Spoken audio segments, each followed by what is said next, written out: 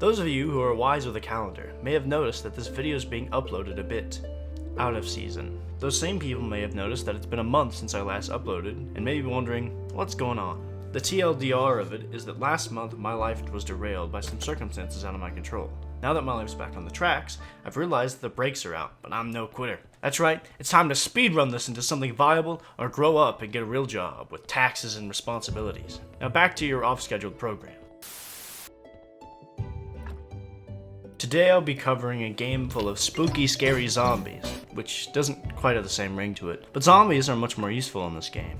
Graveyard Keeper is a medieval cemetery simulator that is about as realistic as Looney Tunes, and much like the Tunes, I prefer it that way. In many ways, this game is similar to Stardew, though instead of having a pet dog or cat, you have a sentient alcoholic skull with amnesia. In fact, all the characters in Graveyard Keeper are pretty much that interesting or funny, from a combination of their backstories and their continued part in your story to get home. Oh, I forgot to mention that. You don't technically start as a Graveyard Keeper. First, you actually have to get hit by a bus, which I'm pretty certain would only make you a resident in a graveyard, but in this instance, you get a second chance at life and the need to get back home to your loved ones. The story of this game branches out and has you completing many side quests in order to achieve the goal of getting back home. These ventures can pretty much be completed in whatever order you'd like, and in as many days you'd like. Which is nice that there isn't an artificial time limit, even if it is an unbelievably long one. The side quests also have quite interesting stories and expand on the characters more and more throughout the game. The writing for the actual dialogue can be hit or miss sometimes. Almost all of it's funny and awkward, but I think it might be awkward on purpose in this instance. For example, people will pause when they're talking to make facial expressions, which adds to the humor because it's like some of these characters have to go out of the way to act human. The reason I think that is because not all of them are written and act like this. In fact, most of the non-human characters don't act like that at all. Instead of the voice acting, the characters just repeat the same noise to imitate speech, all of which are effective in setting the tone of the character.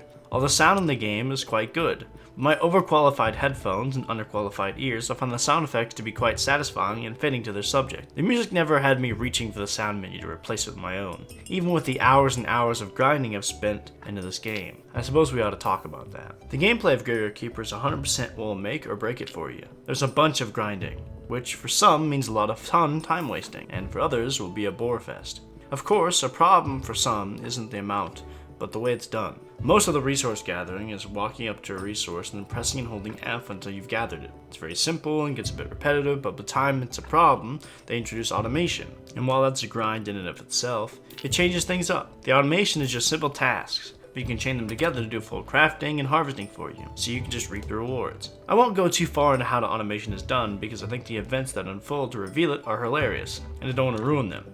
But trust me when I say, the game will share these events pretty early on. Ultimately, I like the grind and simple controls. It allows me to just completely shut off my brain and only pay attention when something in the story is going on. The combination of good sounds and pretty graphics keeps me enchanted in the game. In fact, I'm impressed how much detail the pixel graphics display in Graveyard Keeper. Now we need to talk about the elephant in the circus. I mean room. The DLC.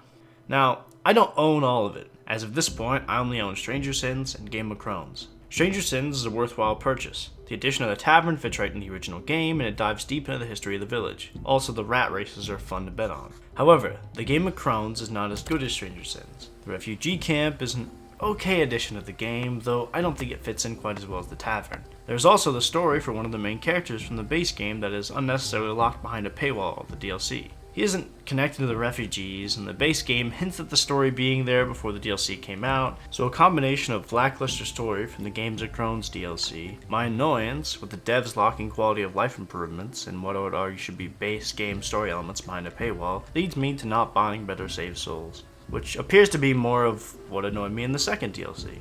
Overall, Graveyard Keeper is a fantastic game, with the DLC being the squeaky wheel on the shopping cart. I can wholeheartedly suggest picking up the base game and Stranger Sins, but the other two DLC just put too much of a bad taste in my mouth to suggest without the caveat that you play quite a bit and decide that you just can't live without them. Just make sure you look both ways before crossing the street when you get them. That bus could be anywhere.